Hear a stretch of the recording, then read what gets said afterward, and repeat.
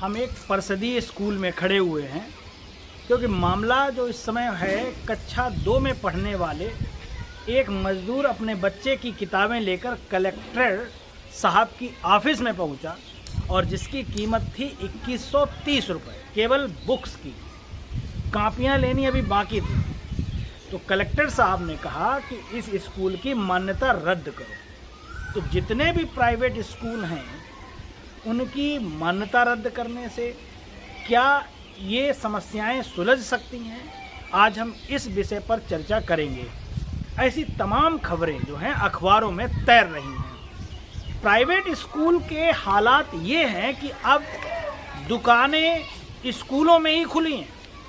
यदि अभिभावक शिक्षा के बारे में बात करता है, कॉपी किताबों के विषय में पूछता है, तो स्कूल के प्रबंधक और वहाँ के शिक्षक कहते हैं कि आपको किताबें, जूते जैसी सारी चीज़ें स्कूल से लेनी पड़ेंगी।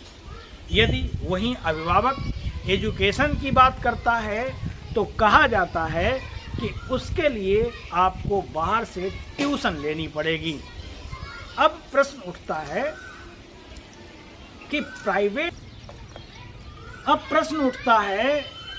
कि प्राइवेट स्कूलों में मनमानी फीस लेने से कैसे रोका जाए।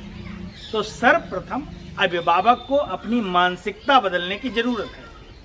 अगर आप दिखावटीपन, सजावट, बनावट और अधिक फीस वाले स्कूल में बच्चों का एडमिशन कराते हैं तो सिर्फ देखा देखी, भेड़ चाल में, तो आप ये सवाल ईमानदारी से नहीं लेकिन खाना पूर्ति के लिए कर रहे हैं।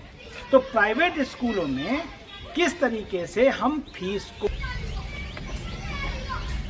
आजकल अभिभावकों ने सिर्फ देखा देखी, भेड़ चाल में बच्चों का एडमिशन कराने की मानसिकता पाल रखी है, जबकि सिलेबस कठिन नहीं रह गया, बेहद सामान्य स्तर का है। सरकारी स्कूलों में बच्चों को पढ़ाकर और सामान्य गाइडेंस से भी बच्चा अच्छा कर सकता है, लेकिन ईगो में हम लोग भरे पड़े।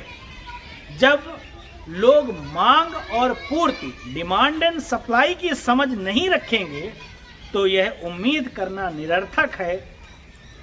अब प्रश्न उठता है कि भारत में सरकारी स्कूल की फीस क्या है। जो आप देख रहे हैं ये परिषदीय स्कूल है, सरकारी स्कूल है, सरकार द्वारा संचालित है। तो इस विषय पर अगर बात करी जाए तो भारत में 6 वर्ष से 14 वर्ष की आयु के बच्चों के बीच आने वाले सभी बच्चों को मुफ्त